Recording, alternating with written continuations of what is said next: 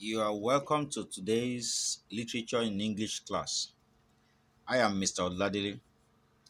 Today, we'll be considering the topic which says a meticulous study and analysis of Maya Angelou caged bird.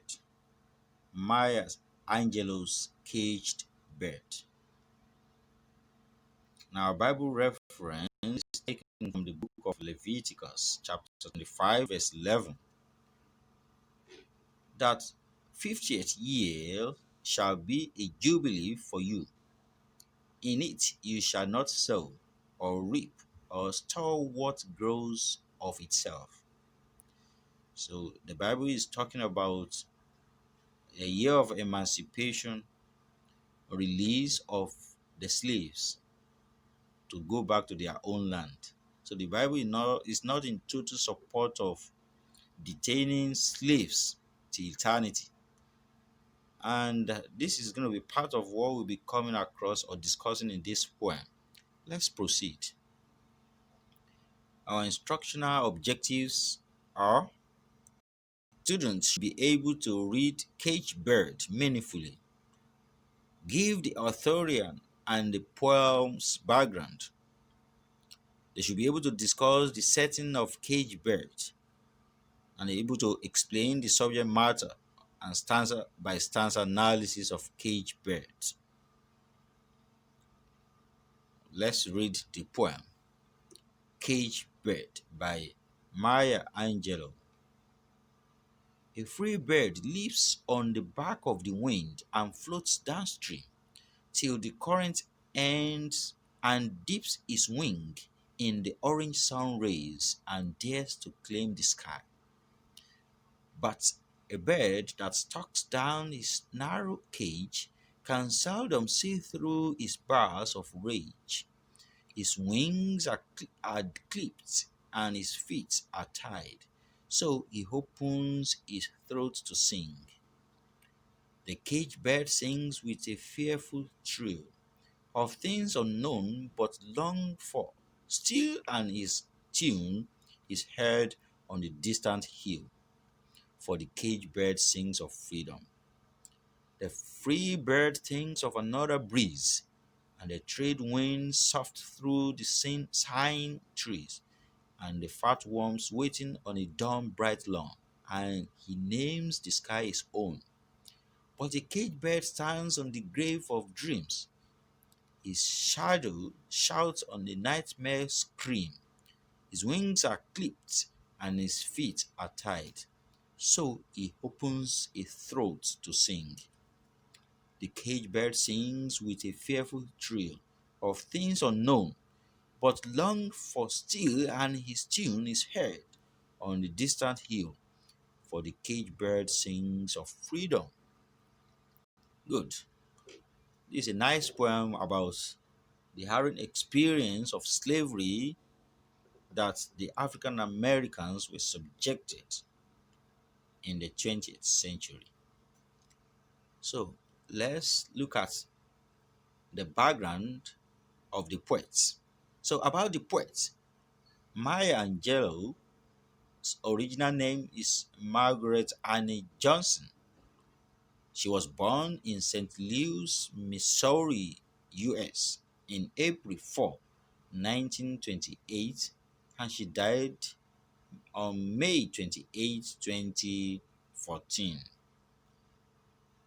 Being the second child of Barley Johnson, a doorman and Navy dietitian, and Vivian Baxter, a mother, a nurse, and a card dealer.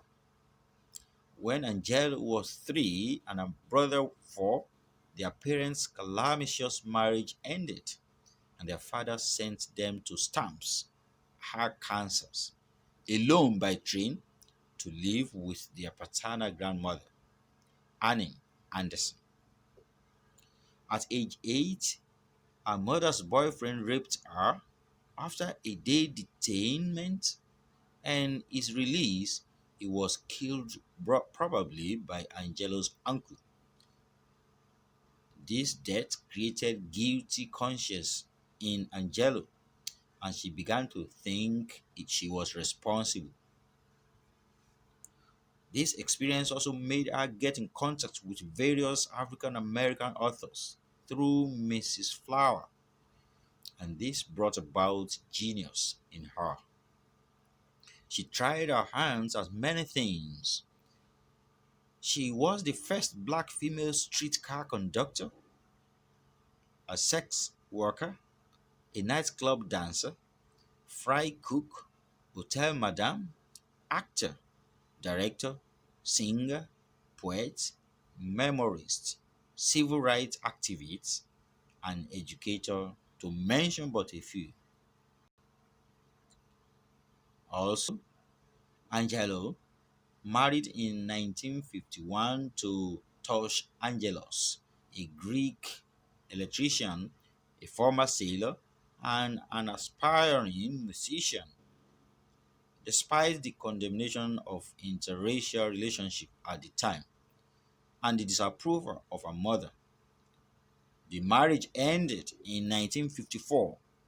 Surprise, surprise, 3 years after the marriage, she got another relationship with Paul Dufeu, and this also lasted between 1974 and 1983. Angela was awarded honorary doctorates from over 50 universities and colleges around the world. She authored over 30 books, of which 7 are autobiographical novels, the most popular of which is I Know Why the Caged Bird Sings, which gained the acclaimed Grammy Award for her. Her On the Pulse of the Morning, which was written for a presidential inauguration in America during President Bill Clinton's tenure. She also worked closely with Martin Luther King Jr. and Malcolm X before they were assassinated. In 2000, Angelo got the Medal of Arts from President Bill Clinton, and in 2010, the Presidential Medal of Freedom by President Barack Obama. Maya Angelou died on the 28th May 2014 at the age of 86 at Winston-Salem, North Carolina, in the United States of America. Let's dive into the background to the poem. What are these pieces of story that surround the poem Caged Bird? In America, the African American community experienced horrid experiences of restricted movement. Published in 1983, the thematic preoccupation of Caged Bird was the more than 300 years of harrowing experience of slavery by millions of the black Americans between 1526 and 1863. The poem is also about the marginalization of the African Americans even after the January 1st, 1863 Emancipation Proclamation that says slavery or racial discrimination should be abolished in America. The poem x-rays the time when the myriads of policies institutionalized racism. The blacks were treated as second-class citizens in America. So laws such as the Jim Crow laws were in operation to oppress the blacks and ensure they did not rise to power, they did not live in the same area, they did not get the same jobs as their white counterparts. Even their children did not attend the same schools as their white counterparts.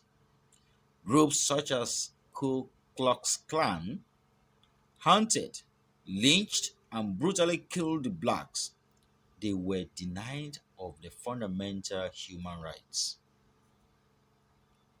These are the pieces of stories that surround the writing of Caged Bird.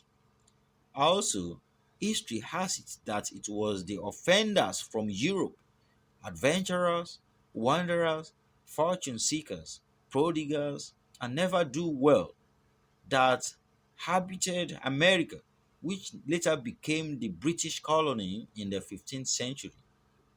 Surprise, surprise, we can say America does not belong to anybody in particular. These European offenders were sent to the land in order to just escape punishment, but later to just dominate the land. By 1526, the African slaves had also been forced into the colony and they were stripped of their identity. They were given new names, new religion, and so on and so forth. These African Americans became rootless. They didn't have any roots again that they can claim. And they were made to suffer psychological dislocation. Before 1863, there were attempts in literature in the form of Harlem Renaissance and in music in the form of Negro spirituals to assert the fundamental rights of the African Americans. In the late 1950s through 1960s, Elijah Muhammad, Martin Luther King Jr., Malcolm X, Rosa, and others made the need for freedom for the black Americans known to the world. It's an interesting background, and having the knowledge or the background to the poem will help us to in the analysis of the poem. So let's look at the setting of the poem. The physical setting of caged bird cannot be easily identified, as what one sees through the poem is a movement from a tree to a river's shore and a cage. But from the background to the poem, we can say without any controversy that the physical place that should serve as the setting of this poem is America. It has its setting in the 20th century America, in which, for the white migrants, it was the land of hope, dream, and freedom, but was for the African Americans the land of sojourn, hopelessness, and hardship. The 20th century America was the period of industrial revolution, the period when there were great inventions in cars, light bulbs, access to education, and so on and so forth, which enhanced the standard of living of the whites. The contrast is that reverse was the case with the African Americans, as they could not even enjoy any of this. They must stand up for the whites, sit at the back of a bus when traveling on the same bus as their white counterparts. It is under this atmosphere that Cage Bird was set to describe the experience of African Americans as caged bird. So, what is the subject matter of this poem? What is the thematic preoccupation of the poem? Cage bird is a description of the conditions surrounding the cage bird and the free bird. So, two birds are discussed in the poem, and the two birds represent the two groups. It's about the blatant racism that permeated the American society of the then 20th century. The bird whose movement is not restricted represent the whites in the 20th century America. The cage bird represents the African Americans. Broadly speaking, the cage bird could represent every person whose freedom is restricted by myriads of socioeconomic and political policies. So let's delve into stanza by stanza analysis.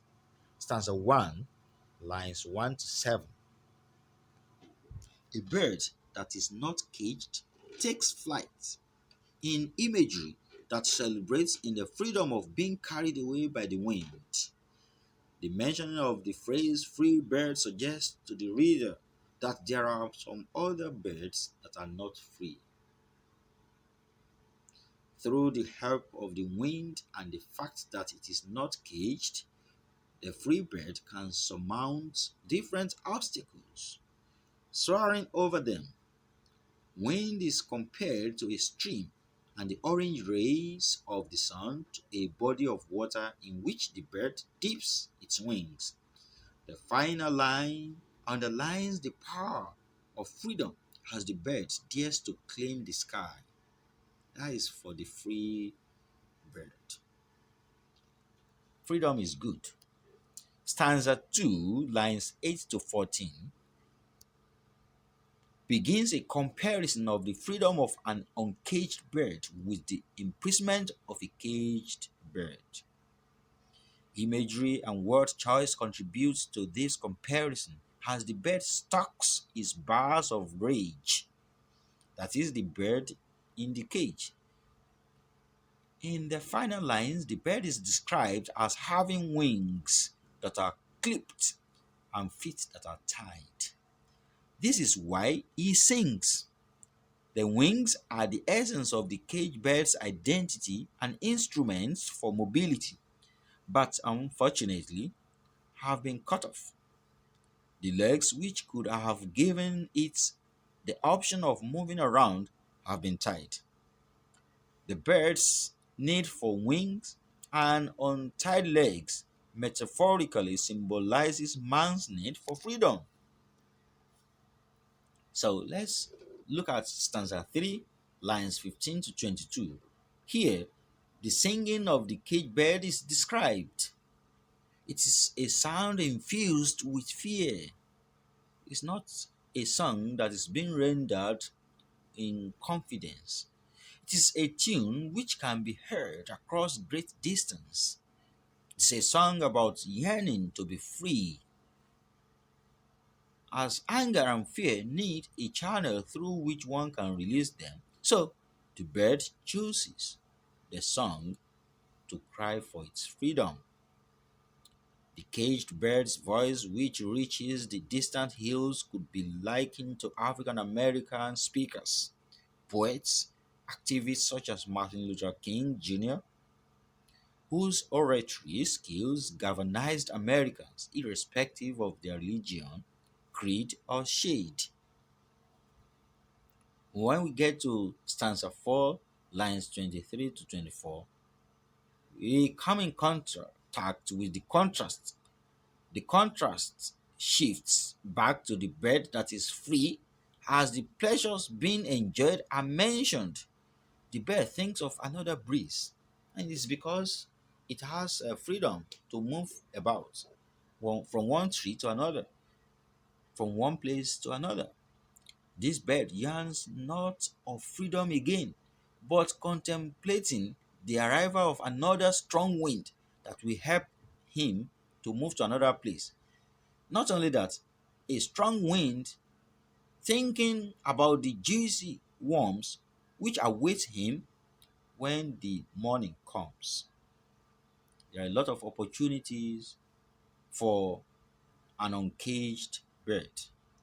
This contrasts sharply with the image of the bird in a cage which cannot go out and search for food for itself, but at the mercy of whoever caged it.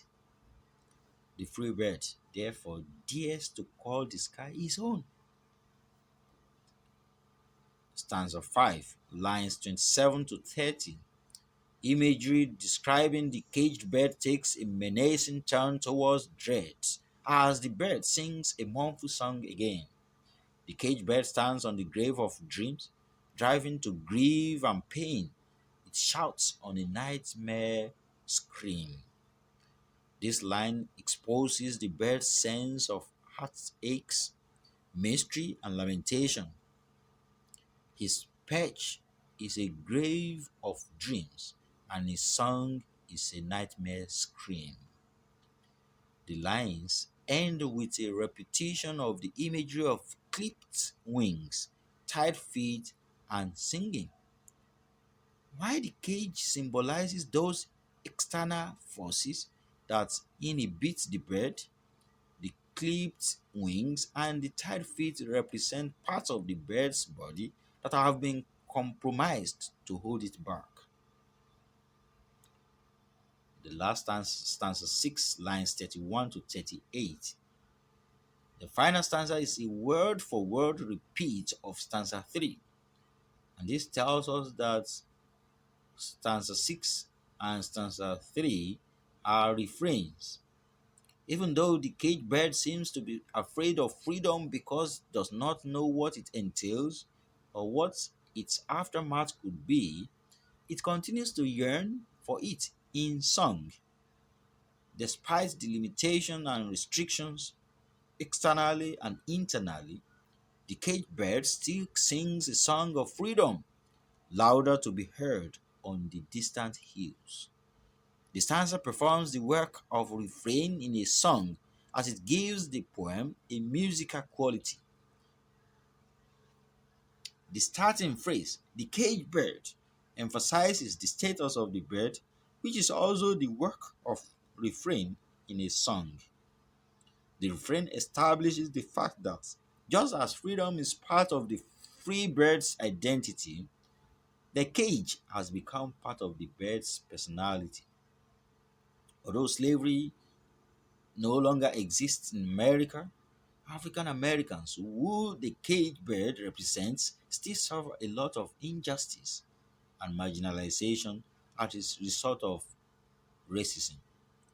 Although there might be racism everywhere this day, the point is that for about 300 years, more than millions of people in America experienced harrowing effects of racism. That is what the poem has tried to explain to us. We will continue with the second analysis, looking at the themes, language devices, and the structure of the poem. But before we go, here is our evaluation. We should carry out a research on the following concepts as they pertain to the history of America and prepare for a brief presentation on the concepts: lynching, Jim Crow laws, Ku Klux Klan, and to submit our findings on this to michaeloladele84 at gmail.com on or before Saturday, 22nd August 2020. And we should get prepared for our presentation by our next class. Thank you all. Have a nice day.